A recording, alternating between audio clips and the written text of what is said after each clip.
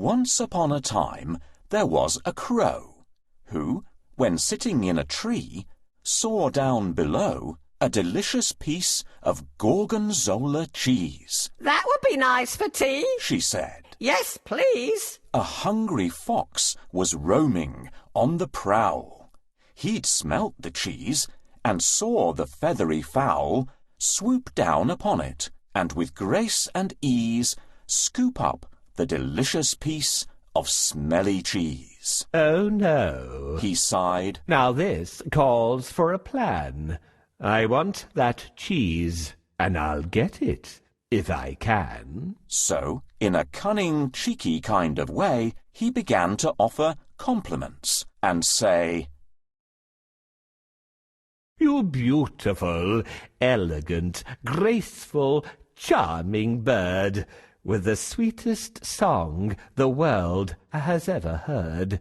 Please sing for me, and do so at your leisure, for your singing would give me the greatest pleasure." Now her feathers quivered, and the crow was flattered. To be beautiful was all that ever mattered. With her chest puffed out to show that she was proud, she opened up her beak and cawed quite loud. "Oh dear, you've dropped your cheese," the fox responded, and with it in his mouth he then absconded. The crow was shocked to find she'd now no tea.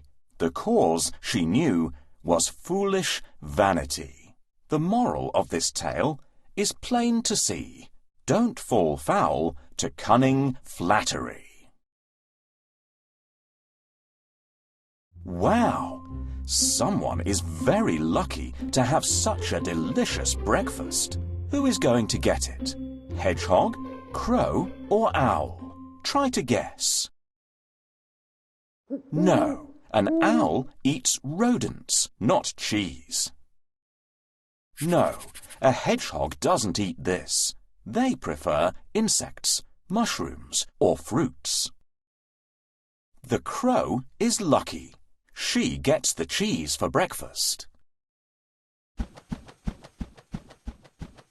What a wonderful day! It's not often that I get delicious cheese as a gift. Who is this? A sly fox who wants the cheese for his breakfast. "My dear crow, you look pretty today. What's the secret?" "Your ears look lovely. All the animals admire it." "Your teeth are sparkling white and sharp. I'm scared." "I've never seen such lovely eyes like yours."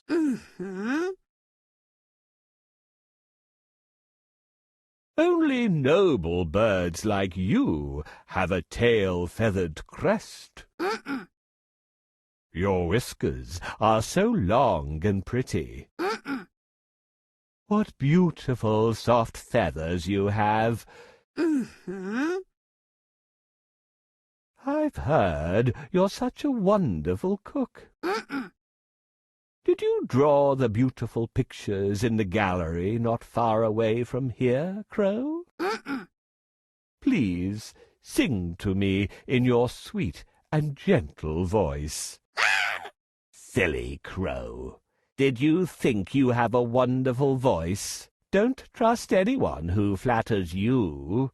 I'm off to eat now. A lie begins where a truth ends." I was foolish to trust the fox. Now I have nothing to eat. I'll look for something else to eat in the forest.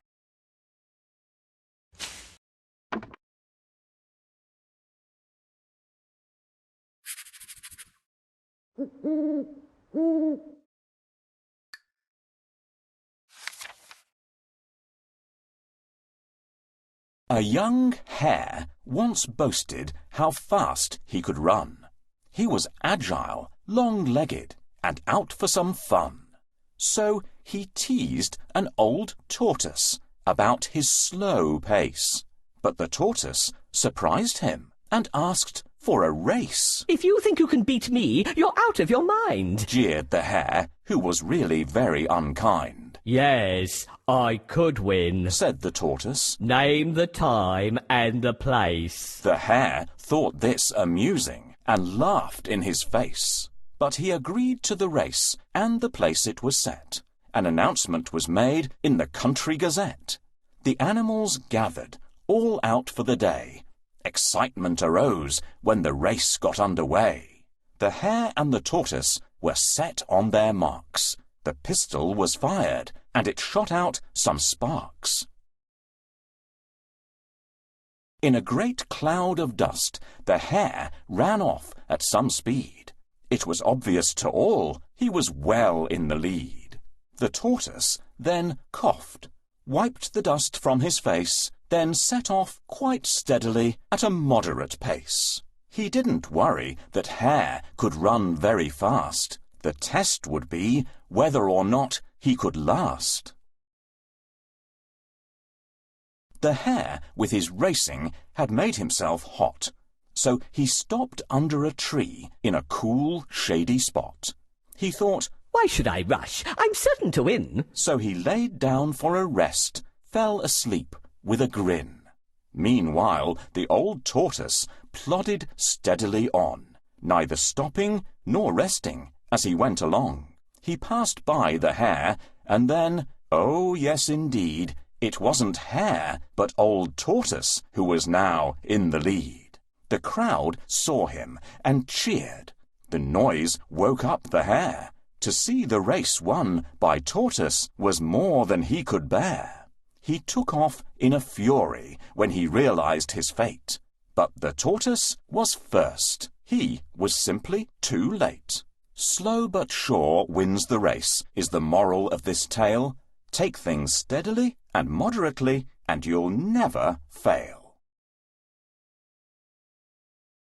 I'm proud to be fast and light-footed. Those who can't run fast are really unlucky. How do you manage, Tortoise? I might be slow, but I'm always on time. You can't be on time if you're slow. Let's have a contest to see who reaches the mountain first. I accept, Hare. Nightingale, can you be the judge? Sure. Please take your places. On your marks, get set, go! Good luck, Tortoise! Ha ha ha!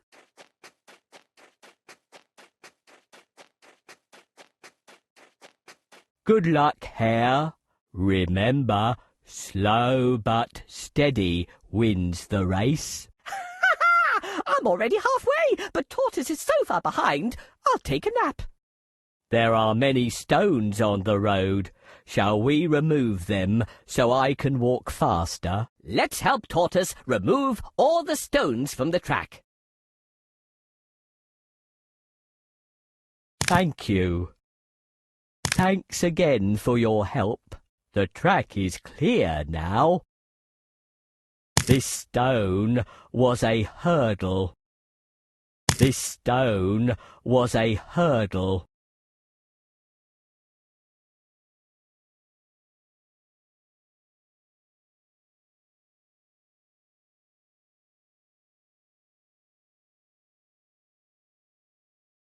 The bridge is broken.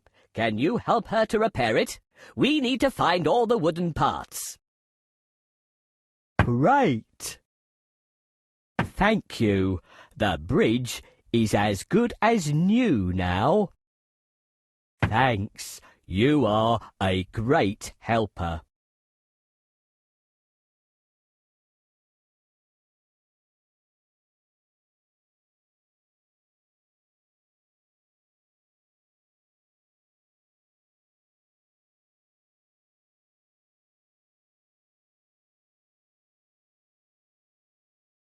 Tortoise is approaching the finish line, but where is Hare? Ah, he is sleeping under the tree.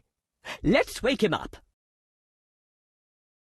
What's the matter? While you slept, Tortoise won the race. That's not fair. I was faster. I lost the race because I napped. Discipline matters more than speed in a contest. Tortoise is the winner. I try to be always on time and finish what I've started. That's not fair. I was faster. I lost the race because I napped. Discipline matters more than speed in a contest. Tortoise is the winner. I try to be always on time and finish what I've started.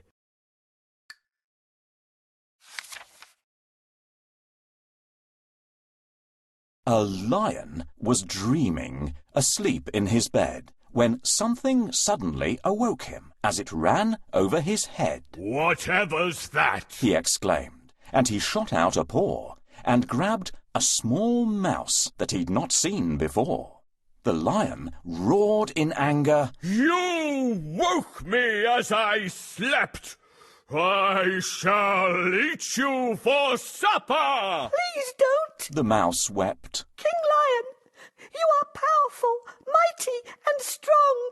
Please don't eat a poor mouse who meant you no wrong. "Ha ha ha!" laughed the lion. "It's true. You are weak. I am strong, as you say. So I'll let you speak." I am sorry I woke you. Please be kind. Let me go. I may one day repay you. You really don't know. "You repay me?" The lion laughed. "That's a joke." But he let the mouse go, and he gave him a poke, saying, "Off you go, little mouse. I don't expect you'll be back. At the most, you'd have made me a very small snack." So the mouse bowed in thanks, and then went on her way, and the lion never saw her, until it happened one day he was taking his usual stroll in the jungle when a rope trap ensnared him, and he got in a tangle. He struggled and struggled, but the ropes only got tighter. It didn't help, in this case, to be a great fighter. "Help! Let me out! Let me free! I'm in pain!" But his roaring and crying were to be all in vain, until a small mouse in the bushes pricked up her ears and ran to his aid and swallowed her fears. Remember me, your highness. She found the courage to say. You showed me kindness, and I said that one day I'd repay you. And now I'm really quite sure I can help you. And then, quickly, she started to gnaw away at the ropes until she'd gnawed a big hole which the lion fell through safely, body and soul. "At last I am free, little mouse, thanks to you. You may be small, but you are honest and true. Your honesty and kindness is where your strength lies. You came to my aid when you heard my cries." The moral is surely, no matter how small, honesty and kindness makes the greatest of all.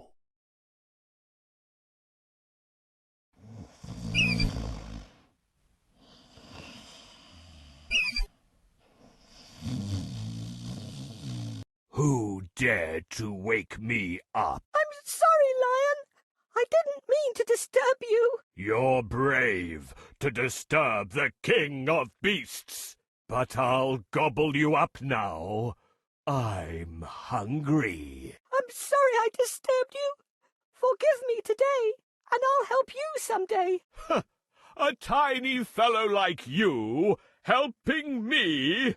Run away before I decide to eat you. Thank you, Lion. I will never forget your kindness. I'm hungry. I have to find something to eat. Not mushrooms. I eat meat. I don't climb trees. I am a king. Wow. What luck that I found such a delicious piece of meat. It's a trap! Help! Help! Let me out! The hunter will not help. No, I don't think she would help me. I think the mouse might help me. Please help me rescue the lion.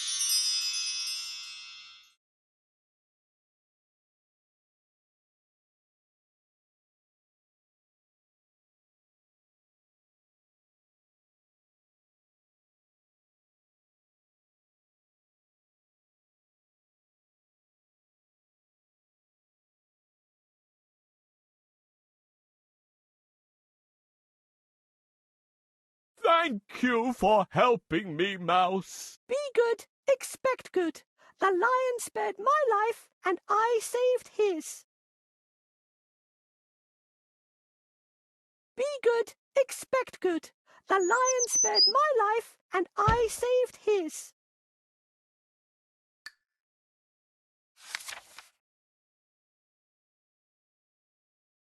Late one summertime, when the corn was golden yellow, a jolly grasshopper jumped by, a cheery, merry fellow. He loved to play his fiddle, and he loved to sing and dance. Amongst the corn he'd leap and laugh, and hop and play and prance. He had passed his summer days just fiddling, having lots of fun, idling all his time away in the warm, bright summer sun.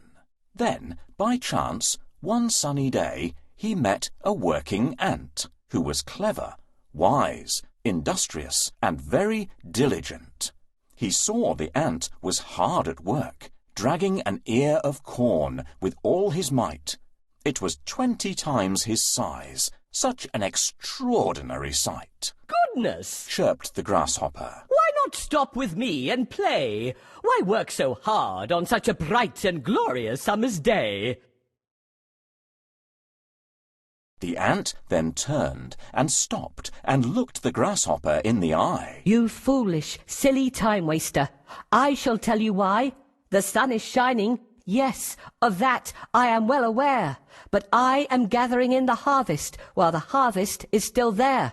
And I suggest you would be wise to follow my advice. Store some food for winter while the weather is still nice.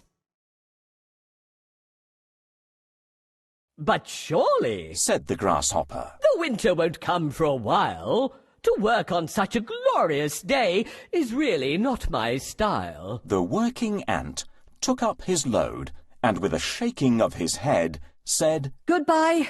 I must prepare for winter, and my family must be fed. The grasshopper waved his fiddlestick and ignored the ant's advice, and he hopped away and fiddled while the weather was still nice. But the seasons change, and winter came as it was sure to do. The field was bare and empty, where the golden corn once grew. The ant had stored corn wisely. He had food the winter through, but the grasshopper went hungry. There was nothing he could do. He had ignored the ant's advice, and now it really was too late. You cannot eat fried fiddle. It doesn't make a tasty plate. The moral of this story is, of sound advice take heed. In times of plenty, save and store in case of future need. Hey, ants! Why are you working when you can have fun in the summer?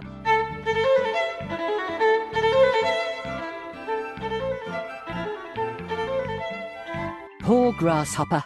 Work hard if you want to make it through the winter. Are you joking? There's food everywhere, and I can build a house whenever I want. Poor grasshopper.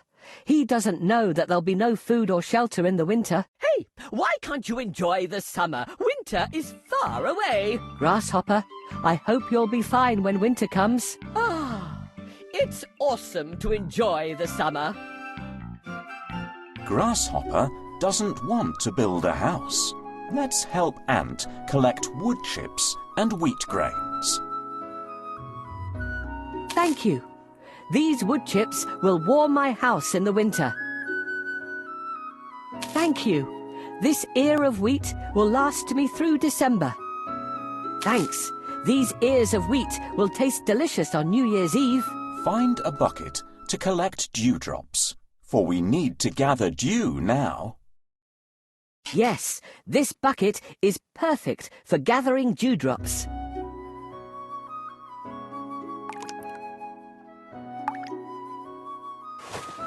The bucket is only half full. We need a bucket full of dewdrops. Good. The bucket is full. I'm ready for the cold winter now. I wish the rain would stop. My wings are wet. Is there a shelter? Poor grasshopper might catch a cold. Let's find him a home. The daisy's petals are wilted. I need to find a better place. This burdock plant is drooping. I can't stay here. This is Ant's house. I won't knock on his door. I should have listened to the ant and prepared for autumn and winter. It's cold and lonely out here. I hope Ant will take pity on me. I can't move. Please knock the door for me. What brings you here, dear grasshopper? Please let me in, Ant. You were right about preparing for winter. Now you can sing and dance if you wish, but it's a lesson for you. Next winter, take care of yourself.